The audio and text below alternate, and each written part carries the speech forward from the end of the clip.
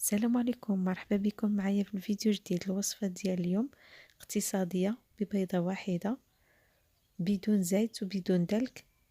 غادي نحتاجو فيها خميرة تاع الخبز، عندي 2 معالق كبار نتاع السكر، معلقة صغيرة نتاع الملحة، بيضة واحدة. غادي نزيد السكر فاني، غادي نزيد كاس نتاع الحليب، يعني كاس ما عامرش، درت فيه 120 غرام. وعندي الفرينة.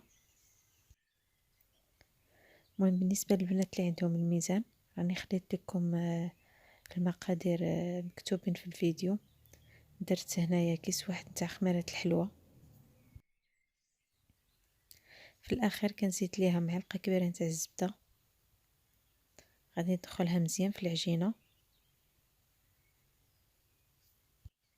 صافي العجينة كتكون بحال هكا، يعني بحال العجينة نتاع السفنج.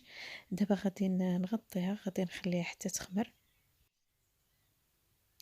فاش خمرت العجينة دابا غادي نشكلها معاكم. كترشوا واحد شوية تاع الفرينة، صافي كنسرحوها.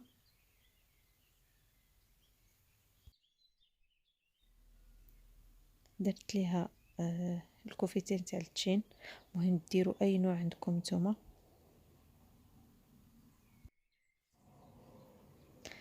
درت هنايا العنب المجفف، صافي وكنرولي العجينه بهذه الطريقه.